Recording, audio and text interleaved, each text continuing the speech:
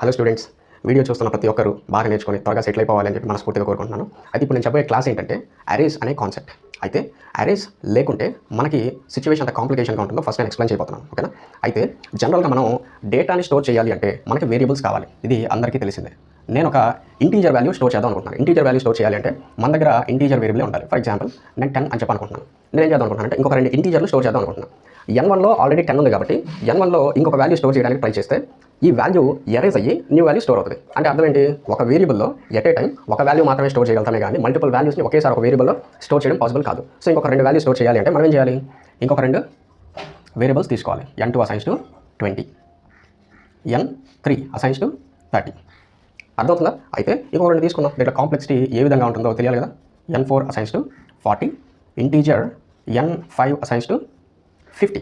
అయితే మన దగ్గర టోటల్గా ఎన్ని ఇంటీజర్స్ ఉన్నాయి? కరెక్ట్గా 5 ఇంటీజర్స్ ఉన్నాయి. అయితే ఒక్కొక్క ఇంటీజర్ని స్టోర్ చేయడానికి ఒక్కొక్క ఇంటీజర్ వేరియబుల్ని క్రియేట్ చేసాం. అర్థమవుతుందా? ఎందుకంటే ఒక వేరియబుల్లో ఒక వాల్యూ మాత్రమే స్టోర్ చేయగలము. అలా 5 ఇంటీజర్లు కాబట్టి 5 వేరియబుల్ వచ్చాయి. అదే 50 ఇంటీజర్లు అయితే వేరియబుల్స్ కూడా 50 వచ్చేటివి. అయితే ఇప్పుడు మనం ఏం చేయాలి అంటే ఒక ఆపరేషన్ చేయాలి. Search operation. ఏ ఆపరేషన్?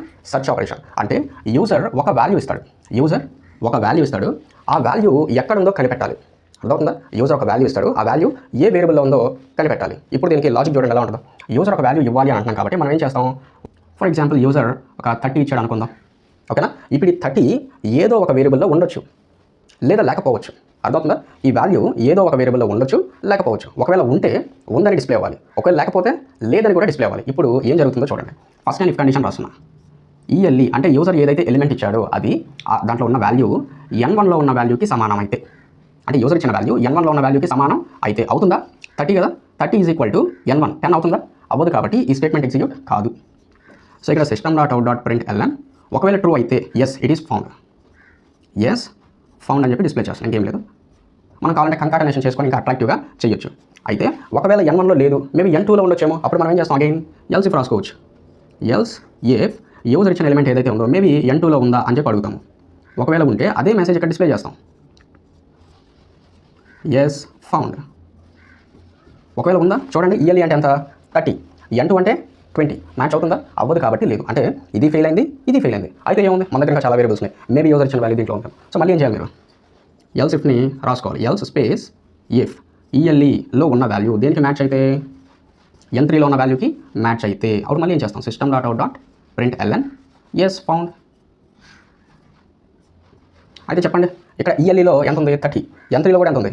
30. సో మ్యాచ్ అవుతుందా? మ్యాచ్ అవుతుంది. కాబట్టి ఇక్కడ ఎస్ ఫౌండ్ అని డిస్ప్లే అవుతుంది. అదే ఫర్ సపోజ్ మనం 40 ఇద్దాం అనుకుందాం. అప్పుడు ఇది మ్యాచ్ అవుతుందా? కాదు. కాబట్టి మళ్ళీ ఏం చేయాలి? మళ్ళీ ఇంకొక ఎల్స్ ఇఫ్ రాయాలి. అంటే మనం రాసే ప్రోగ్రామ్ ఏ వాల్యూ ఇచ్చినా కూడా పని చేసేటట్టు ఉండాలి. సో ఈఎల్ఈలో ఉన్న ఎలిమెంట్ ఒకవేళ దేంతో మ్యాచ్ అయితే n4తో మ్యాచ్ అయితే అని చెప్పి system.out.println ఏం చేస్తాం? Yes found. ఇప్పుడు మ్యాచ్ అవుతుందా? అవుదా? ఈఎల్ఈలో ఎంత ఉంది? 40. n4లో కూడా ఎంత ఉంది? 40. మ్యాచ్ అవుతుంది కాబట్టి ఎస్ ఉంది అని చెప్తుంది. ఒకవేళ మేబీ యూజర్ 40 ఇవ్వలేదు, 50 ఇచ్చాడు అనుకున్నాం. అప్పుడు ఇది కూడా ఏమైపోతుంది? ఫెయిల్ అయిపోతుంది. అప్పుడు ఏం చేయాలి? మళ్ళీ ఒకవేళ n5లో ఉంటే అని చెప్పి మళ్ళీ కండిషన్ రాయాలి. ఇప్పటికే మీకు దీంట్లో ఉన్న డ్రాబ్యాక్ ఏంటో నీట్గా అర్థం అయ్యి ఉంటుంది. Yes found. ఒకవేళ 50 కూడా ఇవ్వలేదు, యూజర్ ఏదో ఇచ్చాడు, ఉందా? మనకి ఏ వేరియబుల్లో కూడా లేదు. ఏ వేరియబుల్లో కూడా 60 లేదు. కాబట్టి చివరికి ఏం చేస్తాం? ఎల్స్ రాసుకొని system.out.println నాట్ ఫౌండ్ అని చెప్పి రాసుకుంటే సరిపోద్ది. అర్థమైందా? దీంట్లో drawback else close, main method close, class close. So ఇక్కడ ఏం జరిగిందంటే ఒక వాల్యూ ఇస్తే అది ఏ వేరియబుల్లో ఉందో కనుక్కోవడానికి ఇంత పెద్ద కండిషన్ చైన్ రాయాల్సి వచ్చింది. అంటే ఇఫ్ ఎల్స్ ఇఫ్ లాడర్ రాయాల్సి వచ్చింది. ఎన్ని వేరియబుల్స్ ఉన్నాయి? 1 2 3 4 5. 5 వేరియబుల్స్కి ఒక్కొక్క దానికి ఒక కండిషన్ రాయాల్సి వచ్చింది. అదే ఇక్కడ ఇంటీజర్స్ కొన్నిసార్లు 5 ఉండవు, 55 ఉంటాయి. అప్పుడు ఏం చేయాలి? ఎంత పెద్ద లాడర్ రాస్తామా? రాయాలి. అయితే నేను జస్ట్ దేని గురించి మాట్లాడాను? సెర్చ్ ఒక దాని గురించి మాట్లాడాను. అదే ఇప్పుడు డిలీట్ చేయాలా? అప్పుడు ఏం చేస్తారు? అప్పుడు కూడా ఇదే, ఏం చేయలేము, మ్యాజిక్స్ ఏం లేవు. ఎంత పెద్ద కండిషన్ చైన్ రాసుకోవాల్సిందే. అదేవిధంగా అప్డేట్ చేయాలి. ఏం చేయాలా? అంటే యూజర్ ఒక వాల్యూ ఇస్తాడు, అది ఎక్కడైతే ఉందో దాంట్లో ఉన్న వాల్యూ చేంజ్ అవ్వాలి. దాన్ని అప్డేట్ అంటాం. అప్పుడు కూడా ఏం చేస్తాం? ఎంత పెద్ద చైన్ రాసుకుంటా పోతాం. 5 ఉన్నాయి కాబట్టి సరిపోయింది. 55 ఉంటే డిఫికల్ట్. అదే 1,00,000 ఉంటే అప్పుడు ఇంకా డిఫికల్ట్. అర్థమవుతుందా? ఏదైనా ఆపరేషన్ చేయాలి అంటే అరేస్ కానీ లేకపోతే ఒక్కొక్క వాల్యూ ఒక్కొక్క వేరియబుల్లో స్టోర్ చేస్తాం కాబట్టి మనం ఏ ఆపరేషన్ చేయాలన్నా కూడా చాలా చాలా కాంప్లెక్సిటీ పెరిగిపోద్ది. అందుకే మనం ఏ కాన్సెప్ట్కి వెళ్తాము అంటే అరేకి వెళ్తాం. అర్థమవుతుందా? సో ఈ డ్రాబ్యాక్ని ఇక్కడ ఎలా ఓవర్కమ్ చేస్తాము అంటే ఇక్కడ 1 వేరియబుల్, అరే అంటే ఏంటి? 1 variable any number of values. 1 variable any number of values. ఇక్కడ వాల్యూస్ ఎన్ని ఉన్నాయి? 5. Number of variables 5.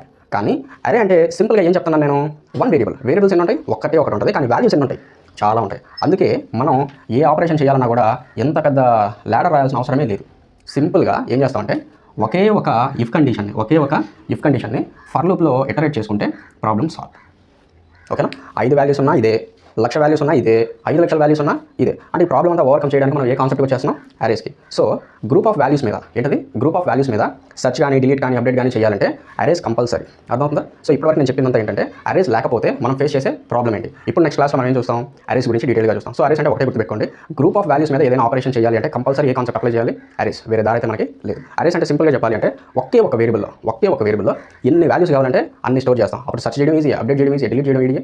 ఏం చేయాలన్నా కూడా చాలా సింపుల్గా ఉంటుంది. కోడ్ ఎంత ఇంక్రీజ్ అయితే ఈ విధంగా ఇంక్రీజ్ అయితే కాదు. ఓకేనా? అరేస్ అంటే ఏంటి, ఎలా క్రియేట్ చేయాలి, ఎలా యూస్ చేయాలి, ఇవన్నీ మనం నెక్స్ట్ క్లాస్లో చెప్పుకుందాం. బై.